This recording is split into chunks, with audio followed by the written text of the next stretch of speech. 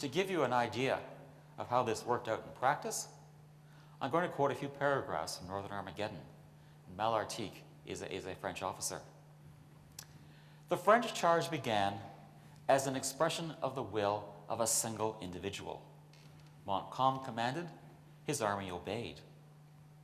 Montcalm's soldiers began the advance in high spirits, brimming with confidence. In fact, their morale may have been a little too high. MacLeod also observed that the troops were moving, in his words, much too fast. Instead of advancing methodically, the French began to run, cascading like a waterfall down the western slopes of the Buttes-et-Neveus. Uneven terrain, heavy bush, and tall wheat made cohesive movement difficult and supervision almost impossible. Moments into the attack, Montcalm had lost control of his army. Authority plummeted down the chain of command as individuals and small groups made their own decisions about whether to go right or left, speed up or slow down, stick together or break apart. For MacLeod, 13 September was on its way to becoming what he called a day that I'd like to forget for the rest of my life. Writing after the battle, a senior French officer wrote, "The power of the infantry lies in discipline and order. A disorganized army is almost always beaten and often destroyed." And this is exactly what happened to Montcalm's regular battalions. After exchanging several British volleys with the British battle line, they reached a point where they just couldn't take any more. Again, without orders, they turned and fled. And from here, we move on to the Quartier Saint-Jean and Coteau Saint-Geneviève. The retreat of the regular battalions marks the end of the battle as it is generally remembered. But if you walk across Quebec City, from what used to be the Buttes-et-Neveus to the Saint-Charles Valley today, you're walking over the ground of what is really the second half of the Battle of the Plains of Abraham. Another historic battlefield that most people don't know about. As the French regulars fled, the British chased after them, right up to the city walls. Some of the British thought that they could have charged through the gates and taken Quebec that day. But they ran into a little problem. The French regulars had stopped fighting, but the Canadians and First Peoples hadn't. As the British charged and the French regulars ran, Canadians and First Peoples took cover in the bush on top of the northern part of the Buttes-et-Neveus and in the buildings of the suburbs of Saint-Jean and Saint-Louis in front of the city gates. Joseph Trahan, a teenage Acadian serving in the militia, was there. He later recalled, "I can remember the Scotch Highlanders flying wildly after us with streaming plaids, bonnets, and large swords, like so many infuriated demons over the brow of the hill. In their course was a wood in which we had some sharpshooters and Indians who bowled over the Sauvage des Cosses in fine style." The Canadians and Amerindians, in fact, forced the British to halt and then to retreat 3 times before they were finally driven from the field. They made their last stand along the escarpment above the Saint Charles River Valley. And this is what part of this area looks like today. And note the top of another Martello Tower here.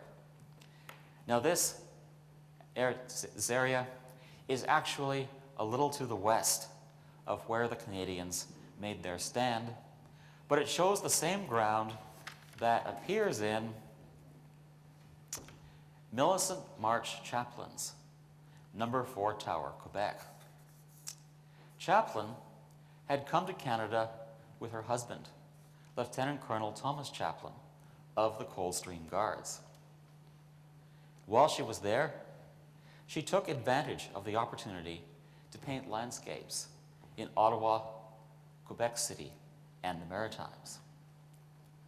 Although the actual fighting took place just beyond the area covered in this painting, it does give a general impression of the terrain along the escarpment and is, in any event, the only one I could find. James Johnson, Montcalm's Scottish aide-de-camp, witnessed this phase of the battle. Now, Johnson was actually spending most of his time running away from the British Army, but he did take time to notice some details of the Canadians in action. Displaying, he wrote, incredible rage and despair, they, the Canadians, disputed the ground inch by inch from the top to the bottom of the height. And after this, Canadians and First Peoples followed the French regulars to Montcalm's camp at Beauport, and the British returned to the Plains of Abraham battlefield. The British had won the battle, but thanks to the militia and the warriors, the French army had survived to fight another day. And that night, they abandoned Quebec and withdrew towards Montreal to prepare for the next campaign, which led to the French victory of the Battle of Saint-Foy in 1760. Okay, now, we visited Quebec, walked over battlefields, and looked at landscapes that, for the most part, no longer exist. And so, why did we do it? Well, history, like life, is about choices, and often about choices that have no answers that are clearly right or wrong, except with hindsight. Do I get up this morning or stay in bed? Propose marriage or stay single? Study philosophy or engineering? Land at the Anse du Foulon or somewhere else? And if you're in a battle, in any battle, from Megiddo, the original Armageddon in 1470 BC, to Afghanistan today, geography is going to define a lot of your choices. Every feature that we've looked at this evening, beaches, cliffs, plains, hills, roads, presented opportunities and dangers to the soldiers of both armies. Sometimes they had days or hours to make decisions, like Wolfe choosing to land at the Anse du Foulon, or Montcalm deciding to charge the British. Sometimes they had seconds, like the Canadians who had to decide whether to hide behind this tree or that tree when they were holding off the British in the second half of the battle. And in making many, and perhaps most of these decisions, French, British, and First Peoples combatants reacted as much to the terrain as to their opponents. So to understand their decisions and why they made them, to understand the battle, you need to understand the geography. Maps are a help, but there's nothing like seeing for yourself. And that's when these 18th and 19th century paintings become very useful. They can take us back in time to see the landscapes through the eyes of the soldiers of Montcalm and Wolfe, and help us better understand the decisions that they made. And by understanding these decisions, understand more about why our history turned out the way it did. Thank you.